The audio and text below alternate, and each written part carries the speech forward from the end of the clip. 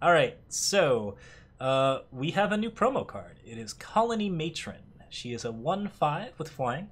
At the start of your turn, play a 1/1 Vampire Bat with flying and lifesteal.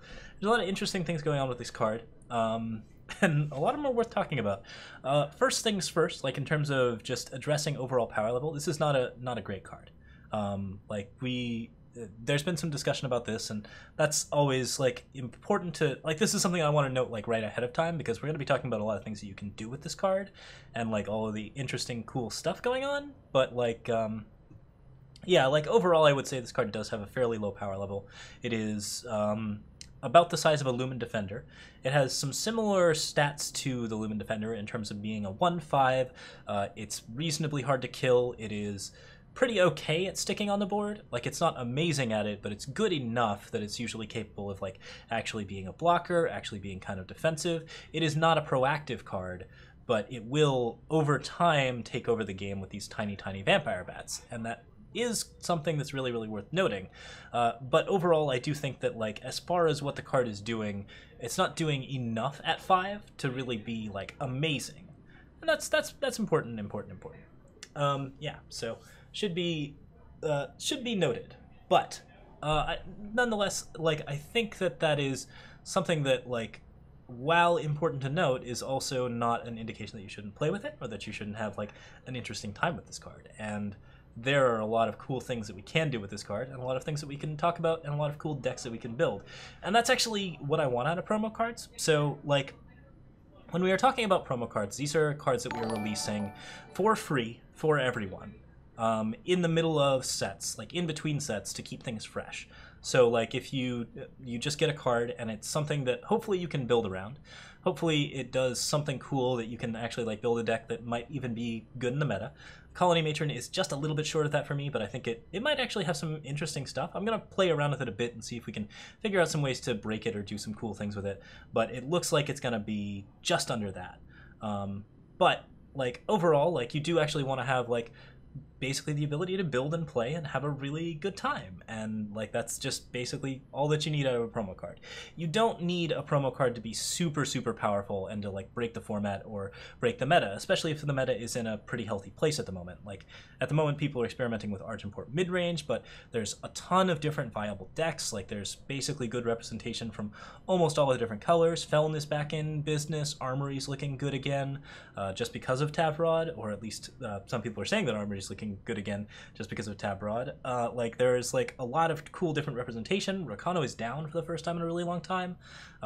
There's like a pretty interesting amount of Skycrag going around. Like so like the aggro decks are kind of interesting and varied, and then like all of the mid-range stuff is really taking over, and we're getting these cool longer games, and we're getting a lot of different types of like mid-range decks, which is really cool.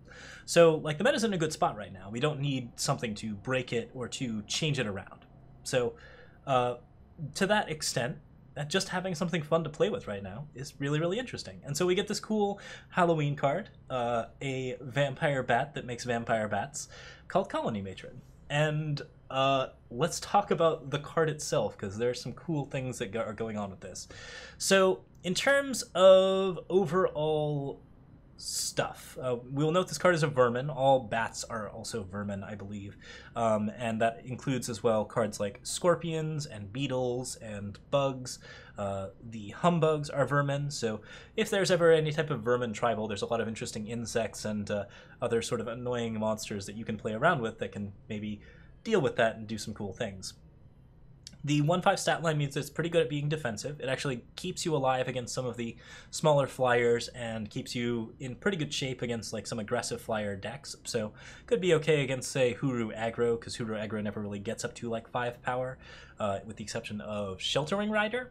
And like there are a couple of other instances where you can actually play it as a blocker and feel pretty okay about it. But the main thing about it is that in terms of effective health, it can almost offer more than Lumen Defender. It is not immediate health, however, which is pretty important as well.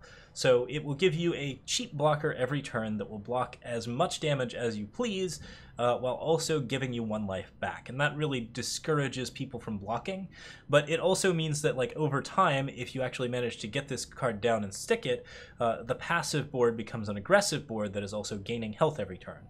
And that's really particularly important for Life Force decks. Cards like Katra, the Devoted, cards like Mask of Torment. Those decks really like these decks because they get to play around like the not only the +1/+1 bonuses really apply well to vampire bats, but they also get to play around with all of the extra like life force activations. And the more life force activations that you're building out, the better. So if you can actually build multiple life force activations in a game just off of 1 card, that actually could be really beneficial for a slow life force deck. So Katra in particular really likes it. I think Mask of Torment likes it even more, just because like Mask of Torment will just get its 20 off of Colony Matron if Colony Matron sticks. So that's important to note.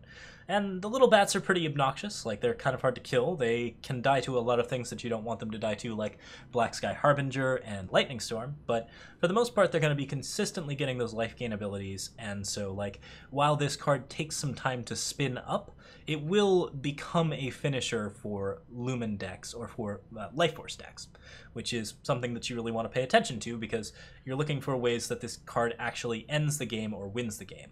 Because what Colony Matron does not do is usually end the game on its own. By playing a bunch of little lifesteal guys, you don't generate a huge clock, you just generate like a kind of bit of counter aggro, and you're delaying the board. And if you can find a way to make Colony Matron win the game, in addition to delaying the board, that's when the card switches from being particularly bad to somewhat good.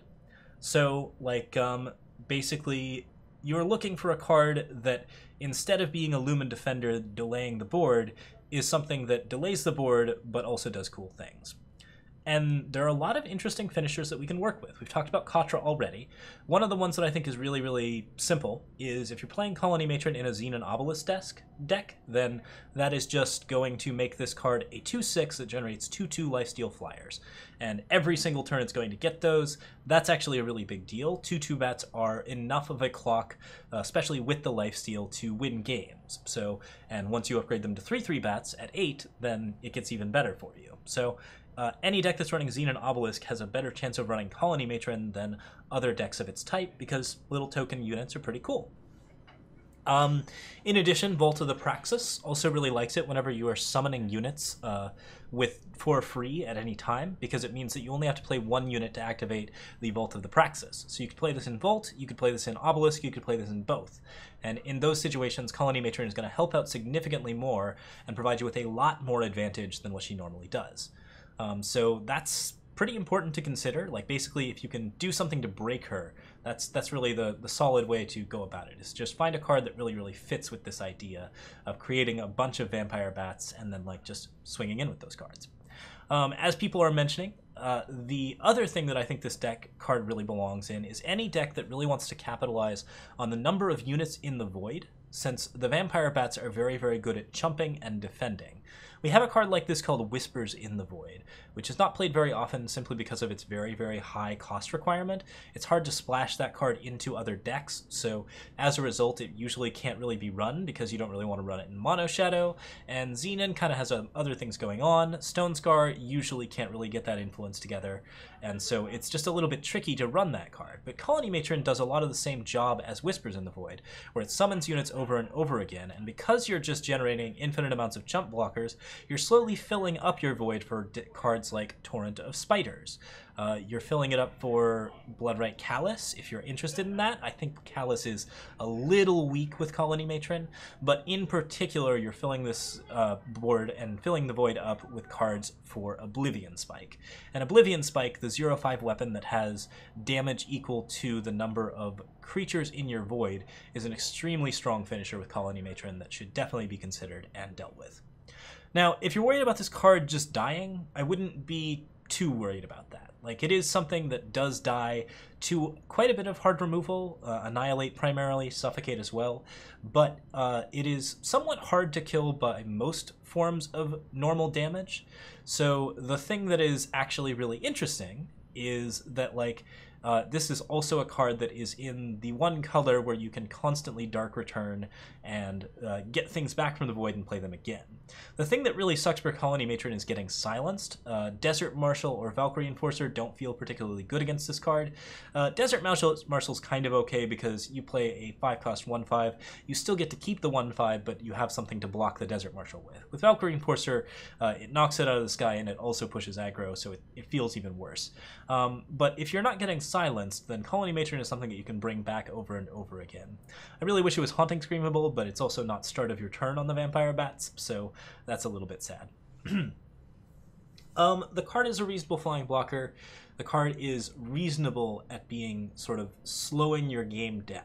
So if you're looking to get into some control archetypes, that's where I think Colony Matron belongs, and she has some interesting choices there. I'm most excited about Mask of Torment decks, and I'm most excited about like just anything where we can like do cool things. Yeah, and like just basically all of the Life Force decks, all of the Xenon Obelisks, all of the different relics that behave well with Colony Matron could make this card really interesting and potentially break it in a couple of ways.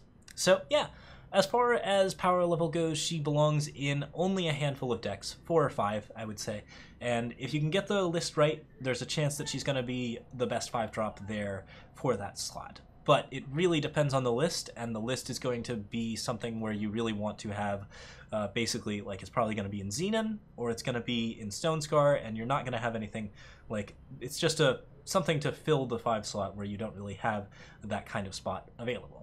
So I don't think she commands decks all on her own, but I think she really supplements some deck archetypes that currently are suffering, which includes cards that are very void-focused and cards that are very life force-focused.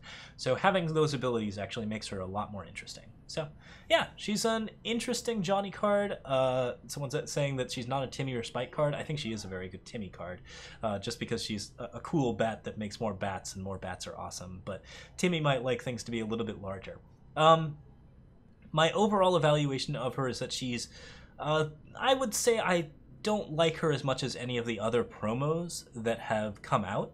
Like, I think she's a little bit underwhelming, but she's definitely not a Spike card. I'm not sure if she has any appeal to Spikes.